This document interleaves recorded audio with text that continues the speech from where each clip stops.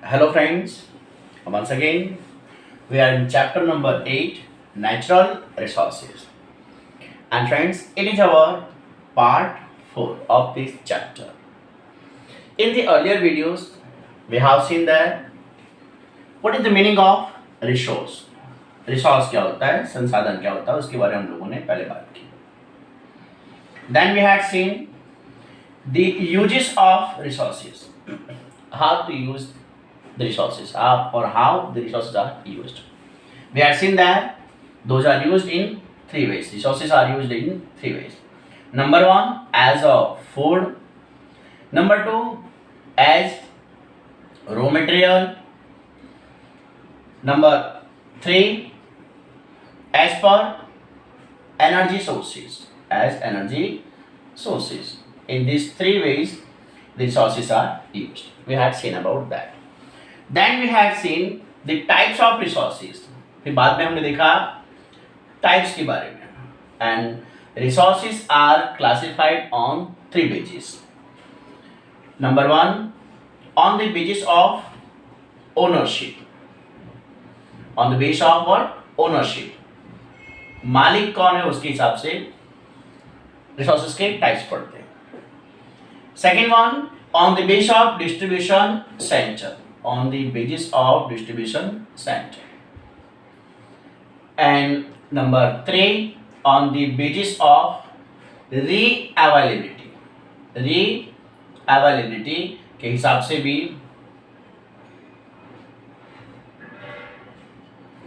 re-availability के हिसाब से उसके टाइप्स पढ़ते हैं. On the basis of ownership there are three types. On the basis of distribution center there are four types, and on the basis of re-availability there are two types of resources.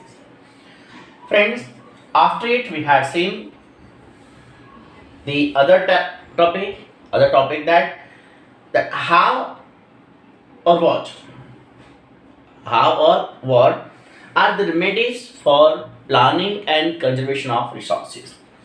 What then? Planning and conservation of resources. हम कैसे resources को बचा सकते हैं उसके बारे में हम लोगों ने आगे और भी डिस्कस किया हुआ है. नेक्स्ट टॉपिक था हमारे पास friends, soil. What is the meaning of soil? What is soil?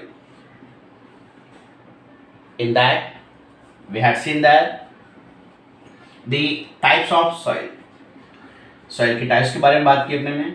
As per ICAR, Indian Council of Agriculture and Research, there are 8 types of soil in India. Alluvial soil, red soil, black soil, laterite soil, desert soil, mountainous soil, forest soil, and marshy or peat soil. These 8 types of soil are there in India as per ICAR, Indian Council of Agriculture and Research. Friends, the next topic is the soil erosion. Then at first we should know what is erosion. कि erosion क्या होता है उसके बारे में देखते हैं. क्षरण. erosion means क्षरण, कटाव, भूमि का कटाव. Friends, the erosion means transportation of soil particles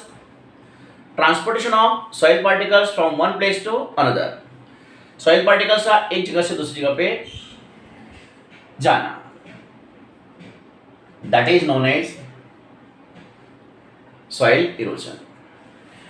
Transportation of soil particles from one place to another is known as soil erosion. soil particles का एक जगह से दूसरी जगह जाना, उसको क्या बोलेंगे? उसको बोलेंगे soil erosion. Transportation of soil particles from one place to another. Yes, friends. Means what? The faster transportation of soil particles from one place to another with the natural forces like air and water is known as soil erosion. Friends, if the upper surface of earth or soil is carried away by natural forces, air and water, the fertility of soil will decrease.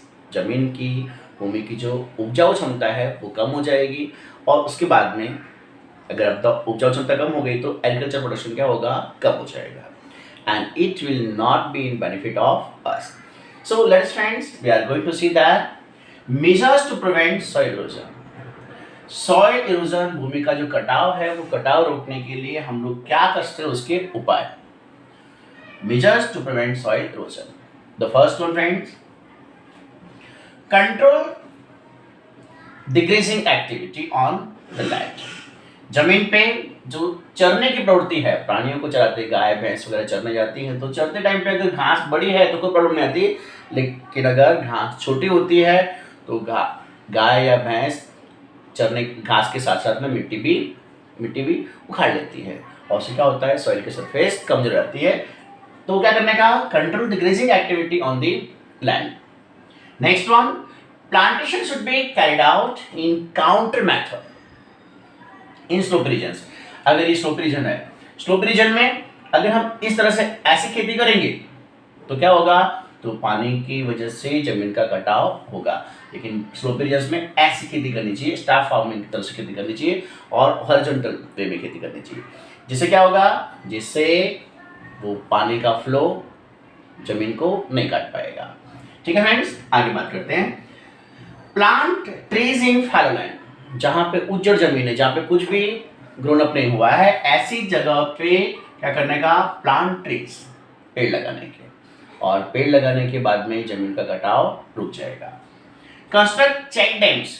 What to do friends, construct check dams where there are stream. जहां पे झरने वगैरह हैं, झरनों के पास में क्या करने का, वहां चेक डैम्स बनाने के. वहां पे चेक डैम्स बनाएंगे तो क्या होगा, चेक डैम, वो झरनों की वजह से पानी ऊपर से गिरता है, तो पानी ऊपर से गिरने की वजह से क्या होता है कि पानी के साथ साथ में जमीन भी कट के चली जाती है. तो चेक डैम्स होगा तो जमीन का कटाव नहीं होगा. आगे बात करते हैं फ्रेंड्स, कल्टिवेट वेरी डीपली. क्या करना है, cultivate very deeply in the field. जमीन के अंदर बीज जो उगाने हैं वो थोड़े गहरे उगाने हैं.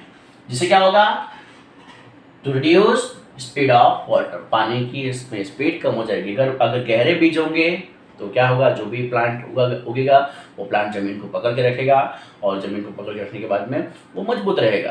यानी प्लांट नहीं गिरेंगे तो साथ में मिट्टी भी बह के नहीं जाएगी. आपने ये उपाय कर सकते हैं. Friends, the new topic is the soil conservation.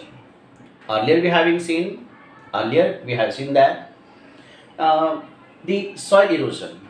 That soil erosion carries the soil particles in a other place. Faster transportation of soil particles from one place to other place is known as soil erosion. Friends, in the new topic, soil conservation, that we all know, the upper part of soil is fertile, upper part of land is fertile, and due to that the agriculture can be carried out. अगर वो जमीन के ऊपर का जो भाग है जिसको हम सॉइल बोलते हैं वो किसी भी तरह से डिस्ट्रॉय हो गया, नष्ट हो गया, तो क्या करेंगे फ्रेंड्स, तो हमारे पास में कोई भी पॉसिबिलिटी नहीं होगी एग्रीकल्चर एक्टिविटीज़ करने की. और अगर एग्रीकल्चर एक्टिविटी नहीं होगी तो हमारे पास में कोई भी तरह का जो सर्वाइव करने का मीडियम है वो हमारे पास में नहीं होगा. तो इसलिए क्या करना पड़ेगा हमारे को, so that it is our need to conserve the soil. Soil को हमको बचाना पड़ेगा. सॉइल को बचाने के लिए there are some of remedies, कुछ उपाय हैं, वो उपाय हम कर सकते हैं. Remedies of soil conservation. Friends, the roots of the forest cover holds of the soil particles. For that, the roots of the forest cover holds of the soil particle. जो पेड़ों की जड़ें होती हैं, जंगलों की जड़ें होती हैं, वो क्या करती हैं, वो सॉइल पार्टिकल्स को पकड़ के रखती हैं. ठीक है फ्रेंड्स, आगे बात करते हैं. उससे क्या होगा, सॉइल पार्टिकल्स कहीं पे जाएंगे नहीं. Next one, plant trees in the river gorges. जो नदियों के किनारे के एरियाज हैं, वहां पे क्या करने का, पेड़ लगाने का. एंड ऑन माउंटेन स्लॉप्स, और माउंटेन के स्लॉप पे भी क्या करने के, ट्रीज अपने को उगाने के. Next one, plant series of trees plant series of trees near desert, desert के पास में क्या करने का, बहुत सारे पेड़ लगाने की। Why? To stop advancing desert, desert को आगे बढ़ने से रोकने के लिए, डेजर्ट को आगे बढ़ने से रोकने के लिए प्लांट सीरीज ऑफ ट्रीज, बहुत सारे पेड़ लगाना चाहिए। कहाँ? तो डेजर्ट के पास में।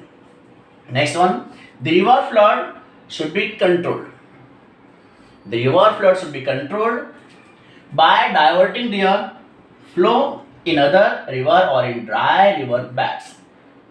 नदियों में जब बाढ़ आती है तो उस बाढ़ से भी क्या होता है, काफी मिट्टी कट जाती है। तो हमको क्या करना चाहिए, उसको कंट्रोल करना चाहिए, उसका फ्लो जो है वो दूसरी नदियों में डाइवर्ट करके, या फिर जो भी सूखा विस्तार हो, ड्राई रीजन्स हो, वहाँ पे हमारे को नदियों का पानी डाइवर्ट करना चाहिए। उससे क्या होगा, उससे फ्लड की इफेक्ट कम होगी और जो भी सॉइल एक जगह से दूसरी जगह नहीं जाएगी। नेक्स्ट है the unrestricted pasturing loosens the soil layer. Unrestricted pasturing loosens the soil layer on the mountains. It should be prevented. जो भी माउंटेन पे पास्चरिंग एक्टिविटी होती है उससे क्या होता है, उससे सॉइल पार्टिकल्स कमजोर पड़ जाते हैं और उससे इन फ्यूचर सॉइल का इरोजन होता है। Next one, methods like horizontal cultivation and terrace farms. Methods like horizontal cultivation and terrace farms should be implemented. भी horizontal farming या terrace farming का यूज करना चाहिए स्लोप रीजन्स में, जिससे क्या होगा, जिससे सॉइल का इरोजन नहीं होगा। Next one, humus. What humus? Fertilizers. Fertilizers should be added. Fertilizers should be added in the soil which has lost its fertility. जिस सॉइल ने उसकी फर्टिलिटी खो दी हो, उस सॉइल के अंदर फर्टिलाइजर्स का यूज करना चाहिए। Friends, these are the remedies for soil conservation. ये रेमेडीज हमारे पास में सॉइल कंजर्वेशन करने के लिए, सॉइल को बचाने के लिए, सॉइल हम कैसे बचा सकते हैं। इस चैप्टर में हमने बहुत सारे टॉपिक्स देखे, like the first one resources की बात की हमने, रिसोर्सेज क्या होते हैं। सेकेंडली, अब रिसोर्सेज के हिसाब से हमने क्या देखा, रिसोर्सेज के यूज क्या होते हैं, उसके टाइप्स कैसे हैं, उसको हम कैसे कंजर्व कर सकते हैं, that we had seen that. आगे हमने देखा सॉइल, सॉइल के अंदर हमने बात की किसके, टाइप्स की, और फिर टाइप्स के बाद में हमने बात की सॉइल इरोजन की, और सॉइल इरोजन के बाद में हमने बात की सॉइल कंजर्वेशन की, कि हम सॉइल को कैसे बचा सकते हैं। This topics we have discussed in this chapter. Friend, आगे दूसरे चैप्टर्स के भी हम वीडियोस बनाते रहेंगे, सो प्लीज़ लगातार आप हमारा वीडियोस देखते रहिए।